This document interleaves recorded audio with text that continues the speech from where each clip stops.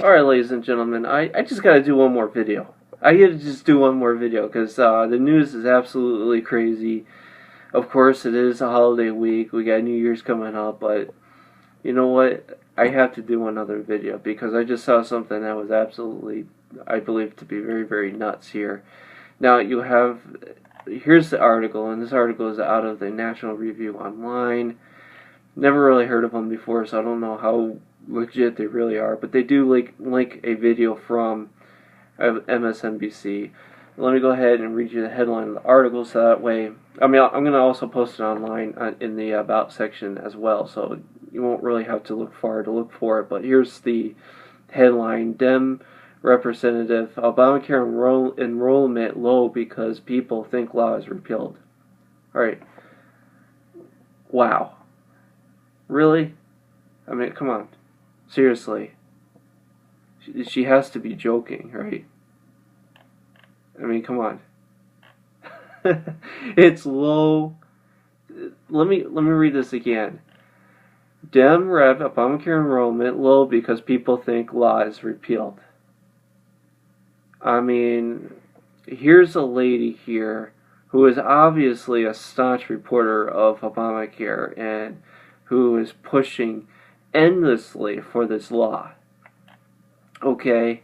And this law is, when it is set, and you have to pay your fines, and you have to pay your deductibles, and I can only imagine most people will probably end up paying the fines anyway, since no one can afford the deductibles, but of course, because they can fine you, well, they can always go one step further. You know, this year it'll be a fine. Next year it'll be a month-long prison sentence for not buying health insurance. It's anything that they want can happen. And this bill, of course, was written by the insurance company. Massachusetts is the father of Obamacare, and we've had it for, I believe, since 2006. The Mass Health and all the rest of it, and I gotta tell you, it's absolutely hurt the economy here in this state of Massachusetts. One of the major industries that's huge here is the temp industry, because no one can afford to hire anyone because the benefits cost so much. But of course, it's nothing really compared to what Obamacare will do in this country, especially what it will do to poor people. And of course, if you don't meet a certain limit, like let's say in order to actually get the free health care, you need to make $20,000. I'm just throwing this number out, but you need to make $20,000 a year, under $20,000 a year, to be eligible for free health care. Well, if you make maybe a penny or two above $20,000, you're going to be forced to have to pay for the monthly fees, or the monthly premiums from the insurance companies that are up in the exchange. So if you're poor and couldn't handle paying for health insurance before, well, you're certainly not going to be able to handle paying for it now that prices are absolutely skyrocketing. And of course, you have MSNBC, who continues to try to push for this illegal, unlawful bill. Alright, and before I'm done, let me give you an example of what the rest of the country will go through when this is implemented.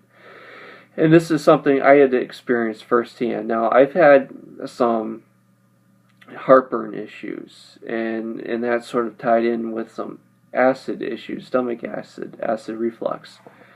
I went to the doctor to get that asthma taken care of, and the doctor said, well, what we're going to have to do is we're going to have to take care of one of two things, and we would like to get some x-rays in your chest, but we can't do that because we want to make sure we keep your costs low, because I couldn't afford the cost, and I, of course, didn't have health insurance.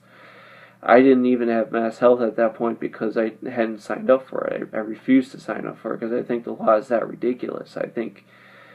But I think we need to not, abide by these laws. And of course I sucked it up and had signed up for it.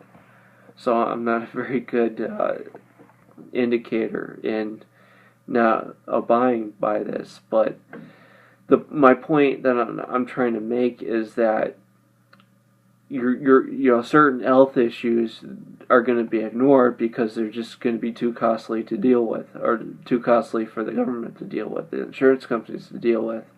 And this law allows them to really skirt by it.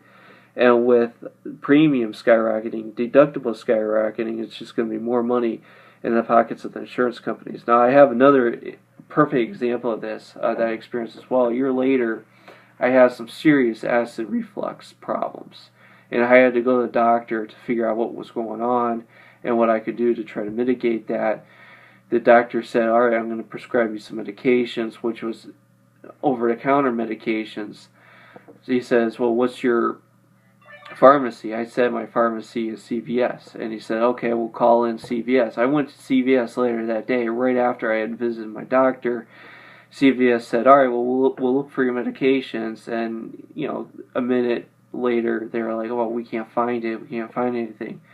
And I come back, and of course, they're like, yeah, we can't find anything. I'm like, all right, well, what's going on? Does this have anything to do with me having Mass Health? And at that point, I did end up signing up for Mass Health. But they said that, and I know this, my doctor hadn't told me this, but they said that since I had Mass Health, I had to go to some sort of healthcare clinic over in Holyoke, Massachusetts, which is 25 minutes away from Northampton, Massachusetts, in order to pick up over-the-counter prescription meds. 20 minutes just to get medications, to go into a city, in a violent city at that point, because that Holyoke and Springfield city, the poor areas in those areas tend to become very, very violent. A lot of drug issues and gang violence, things of that nature, the normal things that cities deal with. And of course, a lot of those places, I don't know exactly where in Holyoke this place was located in, but I just know that a lot of these type of places are located in poor, underclass neighborhoods. But that's basically what I had to go through. I ended up just saying, you know what, I'm just going to buy the medication over the counter and just pay a little bit more for it. It wasn't a big deal. I could do it, but I can only imagine what someone who is in a situation where they're literally living paycheck by paycheck every day, and what they would be dealing with, having to go through that kind of bureaucracy. So it's just something I wanted to bring up, that the Democrats are claiming that people aren't signing up because they think it was repealed. Why would maybe some people are that dumb and think that it really was repealed? And I do know some states have been trying to repeal it, North Carolina being one of them. Or it was North Carolina, or maybe it was another state, but I believe it was somewhere in the Carolinas that they were trying to repeal it. Anyways, thank you for watching. Thank you for listening. Please rate, please subscribe, please comment. I definitely would appreciate hearing some feedback and hearing what everyone here thinks about Obamacare. And if you have any experiences, please share your experiences, because I think the more and more people share their experiences with this, especially people who've already lived under this in the state of Massachusetts, the more we can get the word out about how corrupt and how fraudulent this system is. So thank you for watching, thank you for listening, and take care. God bless. Bye.